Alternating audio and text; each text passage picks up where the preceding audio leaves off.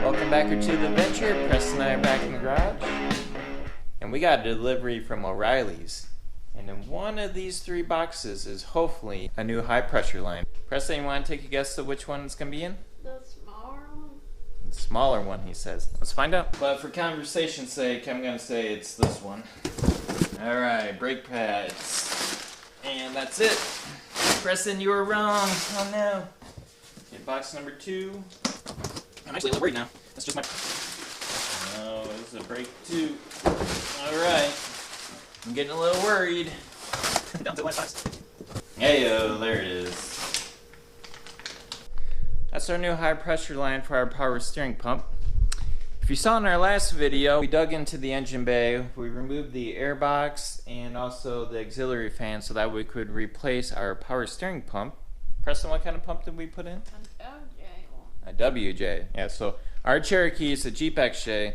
So since we were going through all the work, we decided to upgrade and put in a WJ pump that is meant for the V8 version, which apparently is a bigger pump. So we did all that, and then we put some power steering fluid in, and then power steering started squirting everywhere out of our high pressure line.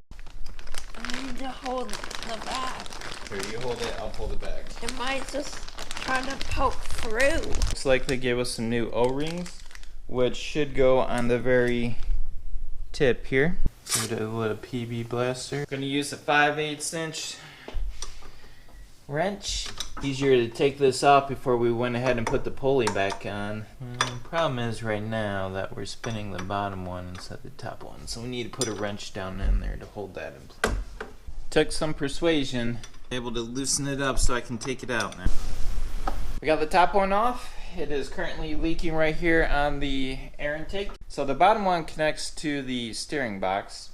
I'm going to try to actually get it from the top. If I can't, then I'll go underneath the Jeep.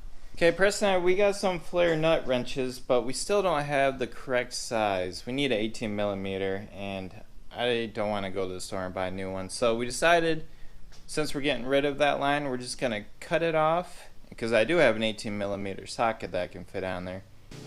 So I have a Dremel, and we're just going to slowly cut away.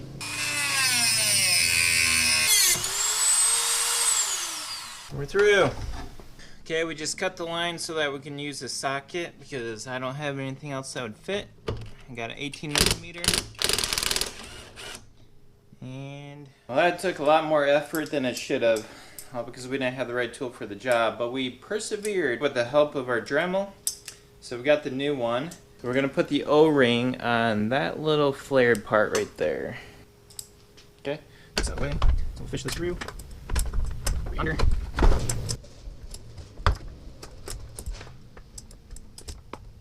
So Preston and I had a valid concern about tightening it because we don't have the 18 millimeter, but we do have a 19 and a 3/4, which fits it well enough.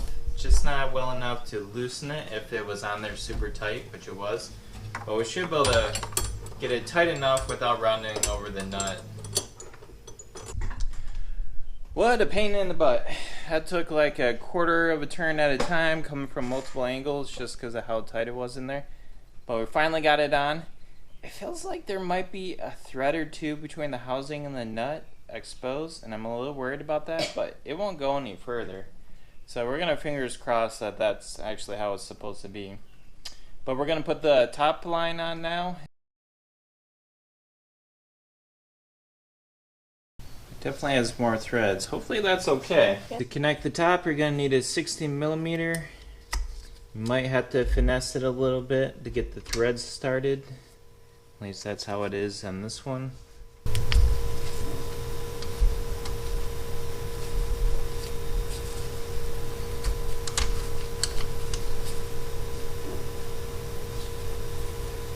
I don't have a 16 millimeter, so I'm going to use the 17 and hope it's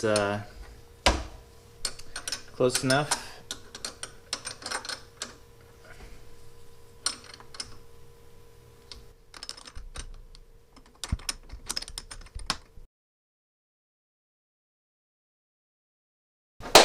It's a new day, not because this job should take you that long, but because, you know, life gets in the way. So putting the top fitting in gave us a little bit of trouble, but we figured that out. So we're going to top off the reservoir.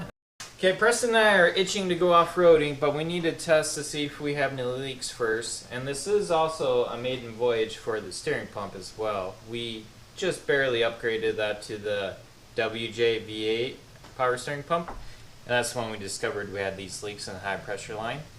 But assuming, fingers crossed, there's no leaks and everything is good, that means we can button it all up and hit the trails.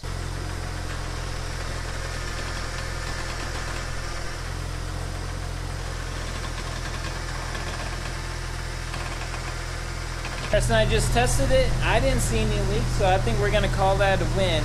Now, just so you know, that WJ steering pump, holy cow, does that make a world of difference. It turns so much easier, it's crazy. So I highly recommend that upgrade, personally, if you're running bigger tires. But that's going to wrap it up for this one. Until next time, ciao.